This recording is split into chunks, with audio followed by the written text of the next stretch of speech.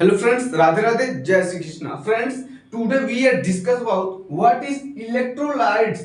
Friends जो electrolytes है बहुत ही इंपॉर्टेंट क्वेश्चन है आपके इंटरनल एग्जाम हो या एक्सटर्नल दोनों एग्जाम के लिए आपका इलेक्ट्रोलाइट्स से क्वेश्चन आ जाता है कि right the physiology of electrolytes या इसके कुछ आयंस होते हैं उस पे उसका फंक्शन पूछ लेता है तो आपको लिखना पड़ेगा।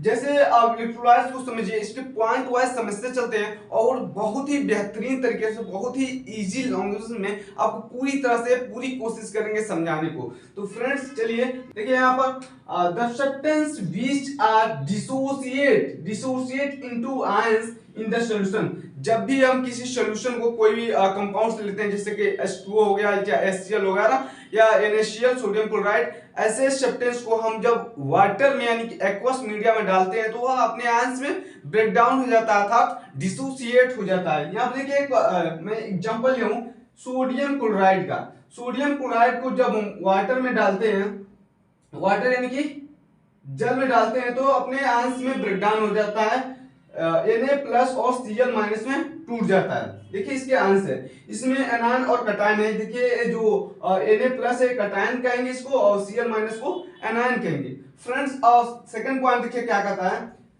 In body fluids various ion present which form electrolytes. यानी कि हमारे बॉडी फ्लूइड्स में बहुत सारे आयंस प्रेजेंट होते हैं जिसे हम कहेंगे इलेक्ट्रोलाइट्स, विच फॉर्म इलेक्ट्रोलाइट्स के फॉर्म में प्रेजेंट होते हैं जैसे कि sodium ions, potassium ions, calcium ions, magnesium ions, chloride ion, ऐसे बहुत सारे इलेक्ट्रोलाइट्स हमारे बॉडी फ्लूइड्स में प्रेजेंट होते हैं। अब फ्रेंड्स इनका रोल क्या होता है, इनका क्या यूज होता है। फ्रेंड्स जो magnesium ion, potassium ion, calcium, इन सारों का यूज क्या होता है हमारे शरीर में जो भी चीजें जैसे ऑस्मोटिक प्रेशर है या फिर ब्लड सर्कुलेशन है या फिर जो भी चीजें हैं एसिड बेस बैलेंस या वाटर बैलेंस, सारी चीजों को मेंटेन करने का काम जो करते हैं यही इलेक्ट्रोलाइट्स कहते हैं।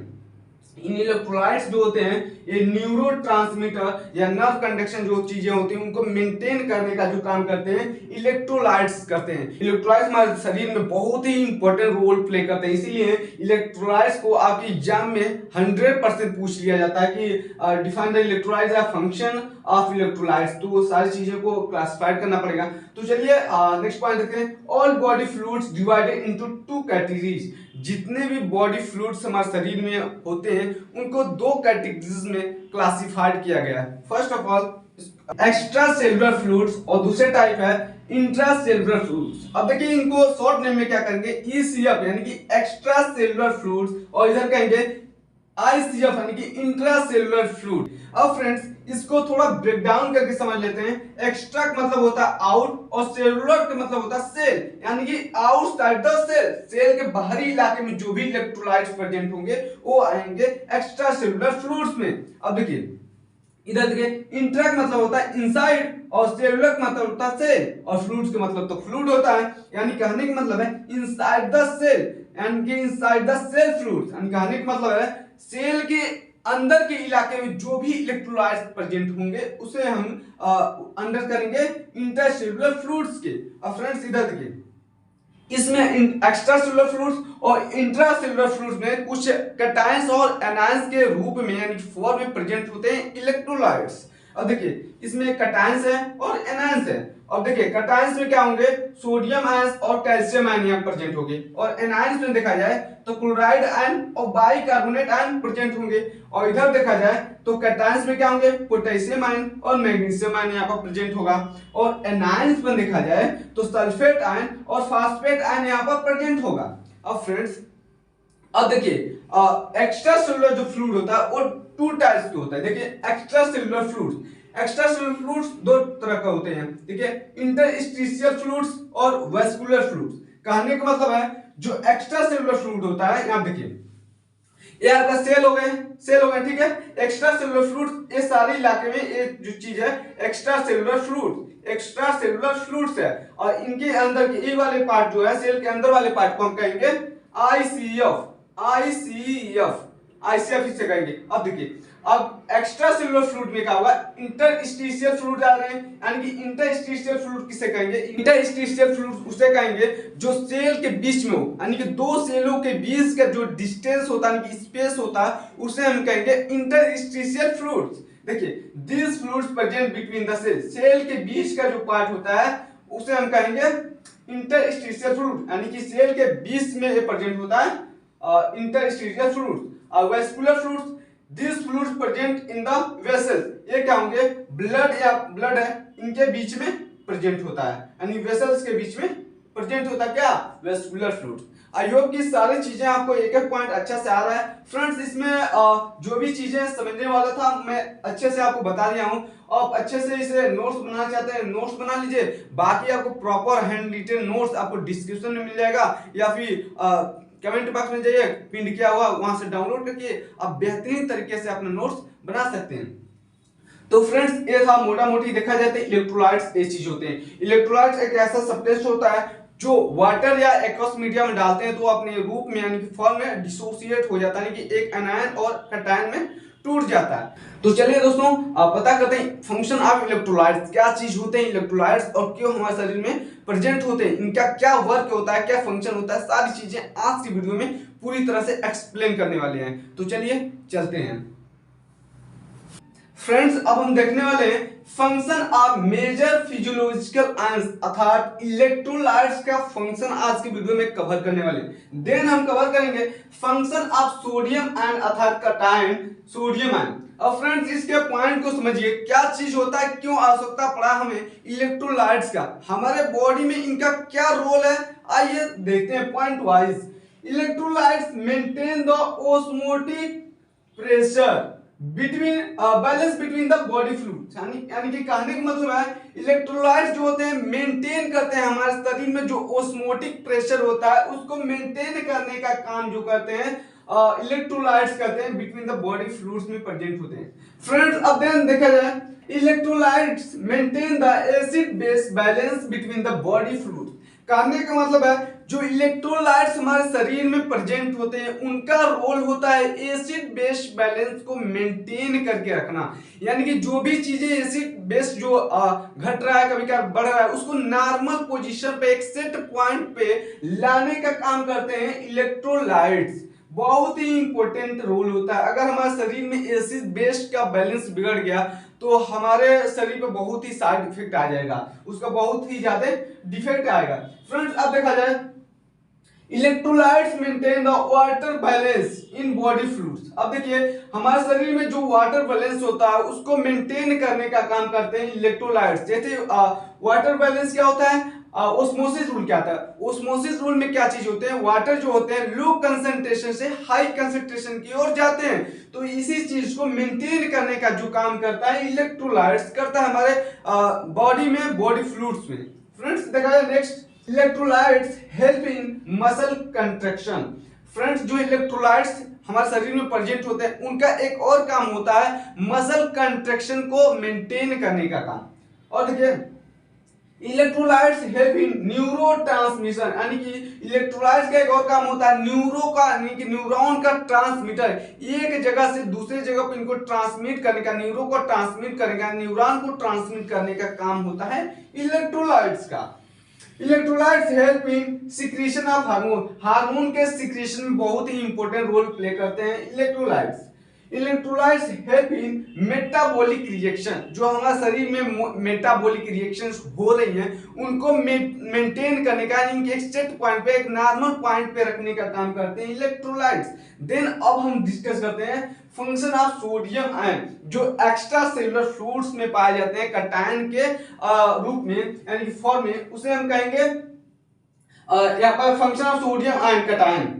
अब देखिए इसके पॉइंट को समझिए, it is primary major cation found in ECF, यानी कहने का मतलब है या क्या होते हैं प्राइमरी मेजर कैटायन होते हैं, यानी पहले ही कैटायन के रूप में, यानी कि एक्स्ट्रा सेलुलर फ्लूइड के इनको रखा गया है पहले ही, इसलिए इसे कह रहे हैं it is primary major cation found in ECF में पाए जाते हैं, ईसीएफ यानी कि extra cellular fluids. Then the daily requirement is 3 to 5 gram, यानी कि डेली हमारे लाइफ रूटीन में इनका यूज होता है, 3 से 5 ग्राम इनका यूज हम डेली लाइफ टाइम में इसका यूज करते हैं। Sodium ion maintain the osmotic pressure in the body fluids, यहाँ पर लिखा गया था, यहाँ देखिए ऑस्मोटिक फ्लूइड्स, वहाँ यही यहाँ पर है सोडियम आयन। सोडियम आयन जो होते हैं मेंटेन करके रखते हैं हमारे शरीर में जो भी ऑस्मोटिक प्रेशर्स होते हैं, ऑस्मोटिक बैलेंस होते हैं, उनको मेंटेन करने का काम करते हैं। Then sodium ion maintain the acid base balance, हमारे शरीर में जो भी एसिड बेस बैलेंस हो रहे हैं उनको एक सेट पॉइंट पे लाने का काम करते हैं sodium ion. Then sodium ion help in muscle contraction में हेल्प कराते हैं। अब देखिए, अब इतना चीज करने के बाद हमारे शरीर में दो तरह से कंडीशन अप्लाई होंगी। एक तो हो सकता है कि हमारे शरीर में सोडियम आयन की कंसंट्रेशन बहुत ही लो हो जाएगा, दूसरा हो सकता है कि हमारे शरीर में सोडियम आयन की कंसंट्रेशन बहुत ही ज्यादा हो जाएगा। दो कंडीशन अप्लाई होंगे। फर्स्ट देखिए, low level of sodium lead to हाइपोनाइट्रेमिया।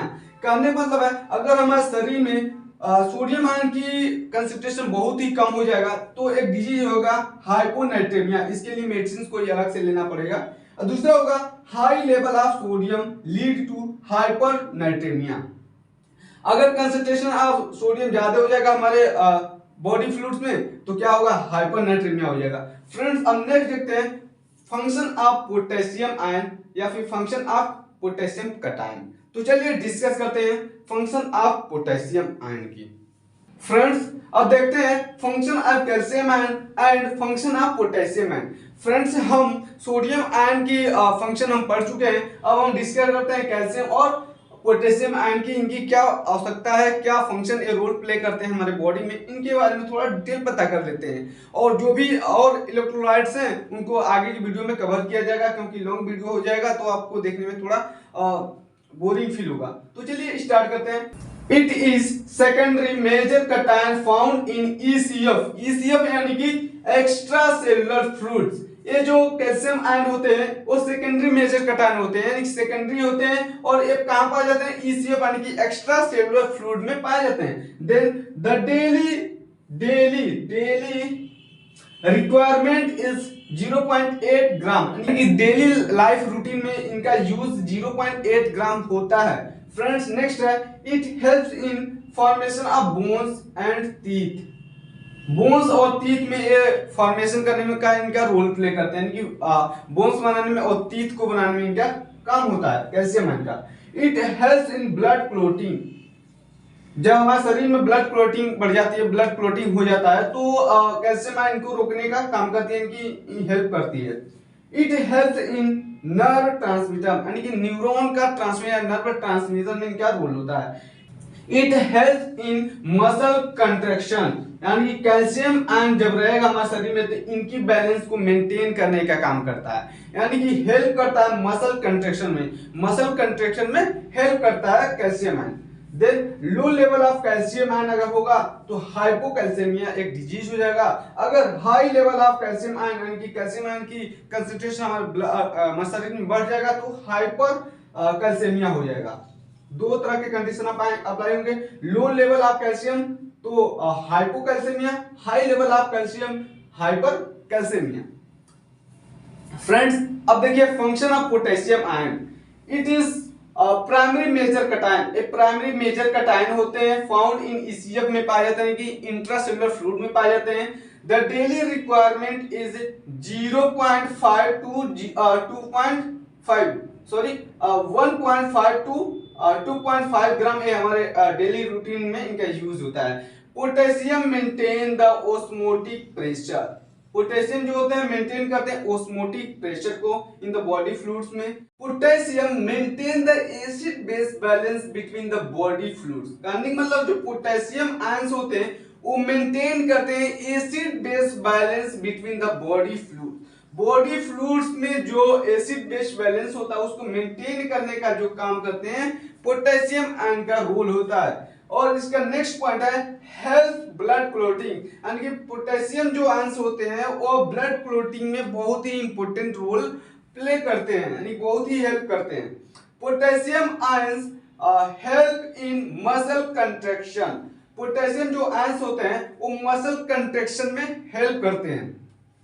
जब मसल कंट्रैक्ट करता, रिलैक्स करता, कंट्रैक्ट करता, रिलैक्स करता है उसमें ये हेल्प करते हैं पोटेशियम आयन। अब देखिए, अब दो कंडीशन अप्लाई होंगे, या फिर एक तो हो सकता है कि एक हमारे बॉडी फ्लूइड्स में पोटेशियम आयन की कंसंट्रेशन लो हो सकती है, दूसरा कंडीशन अप्लाई हो सकता है कि हमारे जो पोटेशियम आयन है हमारे शरीर में हाई उसका कंसंट्रेशन हो सकता है। दो तरह से कंडीशन अप्लाई होंगे। देखिए, low level of potassium ion lead to hypokalaemia हो जाएगा, हाइपोकैलेमिया हो जाएगा। अगर हाई लेवल ऑफ पोटेशियम होगा तो लीड टू क्या करेगा, हाइपरकैलेमिया हो जाएगा। यानी कि हाई लेवल ऑफ पोटेशियम होगा तो हाइपरकैलेमिया और लो लेवल होगा पोटेशियम आयन तो हाइपोकैलेमिया। फ्रेंड्स, ये था आपका फंक्शन ऑफ फिजियोलॉजिकल आयंस यानी कि इलेक्ट्रोलाइट्स। जो आपको इलेक्ट्रोलाइट्स थे सोडियम आयन उनका बता दिया मैं function, and then calcium ion की फंक्शन क्या होता है ये भी बता दिए। फंक्शन ऑफ पोटेशियम आयन की क्या चीजें होती है, क्या इसका फंक्शन ये भी बता दिए। अब मैग्नीशियम आयन बचा है, आपका क्लोराइड आयन बचा है, बाइकार्बोनेट आयन बचा है, सल्फेट आयन और फास्फेट आयन ये बचे हैं। अगले नेक्स्ट वीडियो में इन चारों चीजों को कवर किया जाएगा। मिलते हैं नेक्स्ट वीडियो में, वो भी बेस्ट टॉपिक के साथ। राधे राधे, जय श्री कृष्ण।